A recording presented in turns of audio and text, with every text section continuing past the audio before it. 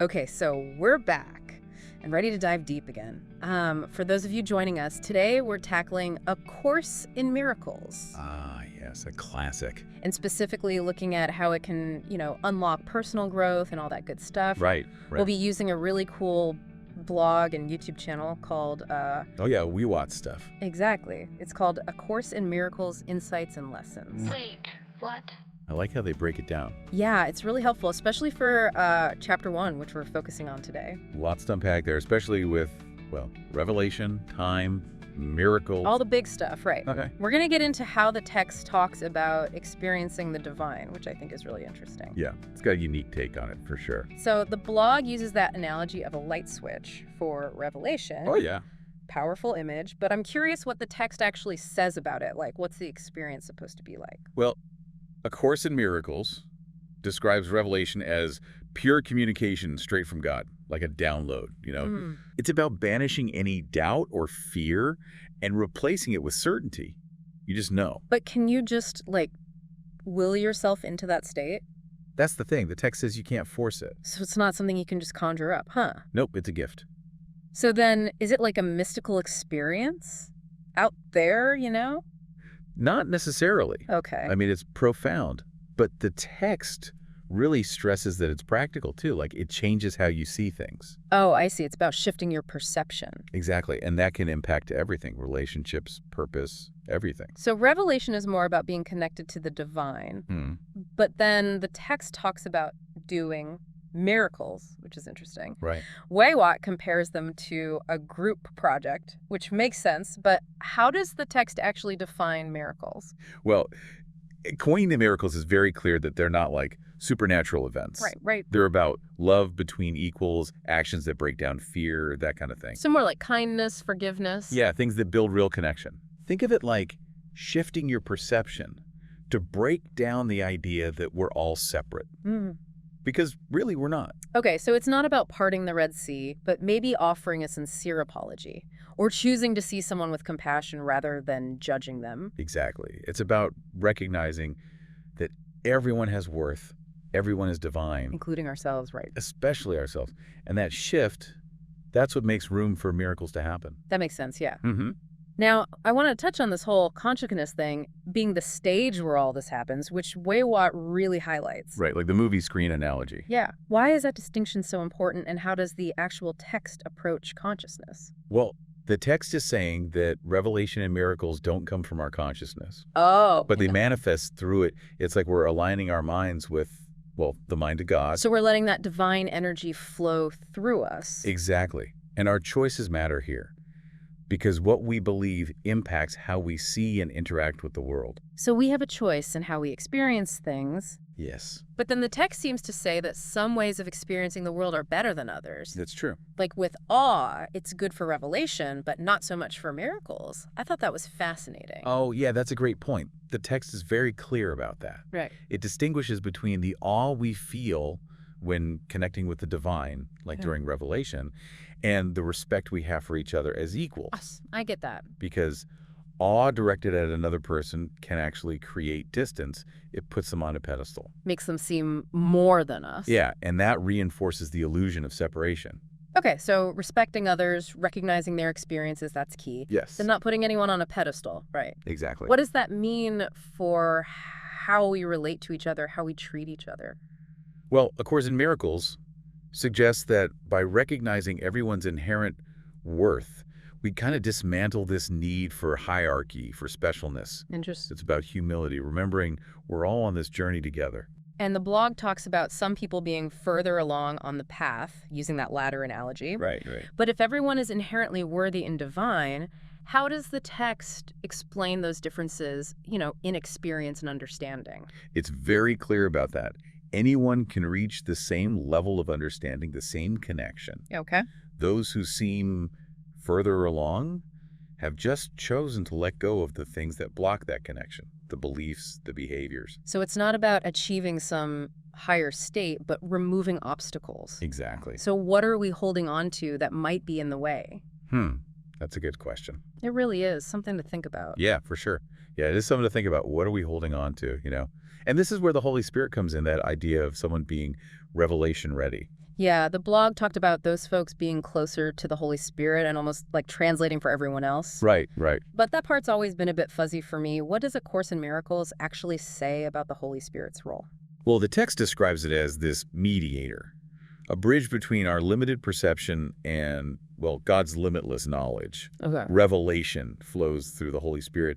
It's like tuning into a frequency, you know. Oh, I see. The Holy Spirit helps us clear the static so we can actually receive the message. So it's less about special access and more about having a clearer channel. Exactly. And anyone can cultivate that, the text says, through forgiveness, mindfulness, letting go of ego. So it's about practice, not some special ability. Right. It's about being open and receptive. This makes me think about seeking guidance, mentorship, on our spiritual paths. Oh, absolutely. Like finding those revelation-ready people could help us understand all this better. Yeah. A Course in Miracles definitely encourages that, connecting with like-minded people, getting support. Right. But ultimately, we have to do the work ourselves. Exactly. No one can do it for us. Okay, back to miracles for a sec, specifically how they relate to time. Sure. We've been using that teleportation analogy, the tunnel, which is great. Yeah, it's a good visual. But I'm curious what A Course in Miracles itself says about this time-bending aspect. Well, the text says miracles don't actually break the laws of time.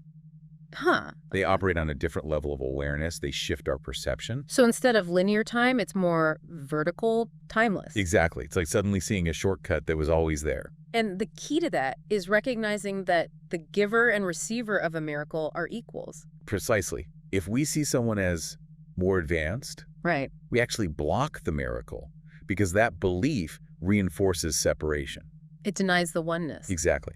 True miracles happen when we recognize that everyone, including ourselves, has that spark of divinity. That reminds me of that line, I have nothing that does not come from God. Ah, yes. It's a powerful statement about our connections. So miracles aren't about someone bestowing something on us, Right. but tapping into a universal principle, right? Exactly. That's what makes A Course in Miracles so empowering. It is. It says we all have the potential for miracles. We just need to align with love, forgiveness, unity. This is all so mind-blowing. It is, isn't it? And I love how the text challenges our ideas about time, space, even our own potential. It's about expanding our awareness, seeing new possibilities. Speaking of, let's go back to time being an illusion. That's a tough one to wrap your head around. It is, yeah. How does the text reconcile that with our everyday experience of time as linear? Well, it suggests that time, as we perceive it, is a construct of the ego. Okay. It's a way to reinforce separation and limitation. But spiritually, time is more fluid. So it's not that clocks are wrong, it's that there's another dimension where time works differently. You got it. Okay. And miracles let us tap into that dimension, experience those leaps in understanding. And if we can shift our perception of time, what else is possible? That's the question, isn't it? A Course in Miracles encourages us to explore that, to see that limitations are often self-imposed. And miracles are always within reach. Exactly. Yeah. It's about recognizing that we're not bound by the ego's perception. We can co-create a reality that reflects our truest selves. Okay, so the text is saying time is more fluid. Miracles can help us tap into that, but what does that actually look like in our lives? How do we move past these big concepts and actually experience that shift? Well, the Course in Miracles is all about actually doing something. It's not just theory. Right. It's about letting go of the stuff that blocks our connection to the divine, the beliefs, the behaviors. So like a spiritual detox, clearing out the clutter. Exactly. It's about seeing clearly. So we have to identify the beliefs that keep us stuck in this limited reality, the time-bound, ego-driven stuff. Yeah, but those beliefs can be so hard to see sometimes. They're like ingrained. They're just automatic. You don't even question them. Right. A Course in Miracles says we need to bring those to the surface, challenge them. But that can be tough. I know I've struggled with that. Oh, absolutely. It can be uncomfortable. Yeah. And that's where forgiveness comes in. Okay. Not condoning bad behavior, but letting go of the hold it has on us. So forgiveness helps us break free from the past. Yeah, it lets us step into a more expansive present. You said earlier we don't have to go it alone. How does that fit in, seeking guidance? Well, Course in Miracles talks about connecting with people who get it. Yeah. People who can offer support, encouragement, maybe a fresh perspective. Sometimes you need someone to help you see things differently. Right, like a mirror, reflecting back your potential. And it helps to know you're not alone. Other people have gone through this too. Exactly. Community can be a powerful force. But ultimately, the text says the journey is internal. Yeah, we have to do the work ourselves. We keep coming back to that personal responsibility. We have the power to choose our beliefs, and our beliefs shape our reality. Which brings us back to that idea. Anything anyone else has achieved spiritually, we can too. Right, and that can be hard to accept sometimes, comparing yourself to others. Especially those enlightened gurus. But the text isn't saying we all have to be gurus. Yeah, okay. It's about recognizing that we all have the same potential, the same spark. So it's not about being someone else, it's about being the fullest version of ourselves. Exactly. We're all unique expressions of the divine. We each have something special to offer. That's a beautiful way to put it. A Course in Miracles reminds us that growth isn't about achieving some external goal. Right. It's about aligning with our true nature, our wholeness. And that leads to a more loving, joyful life, a life full of miracles. This has been an amazing deep dive. We've covered so much: revelation, miracles, time, forgiveness. It's been a journey. I think the biggest takeaway for me is that we have so much power to create the reality we want. We really do. It's been a pleasure exploring all this with you. Likewise. And for those listening, remember, A Course in Miracles is more than a book. It's a guide. It's a roadmap for transformation. It asks us to question, to challenge ourselves, to embrace a worldview where love leads and miracles are always possible. So well said. As we wrap up, we encourage you to keep exploring, keep questioning, keep believing in the possibilities. The journey continues. And who knows what miracles await. Wait.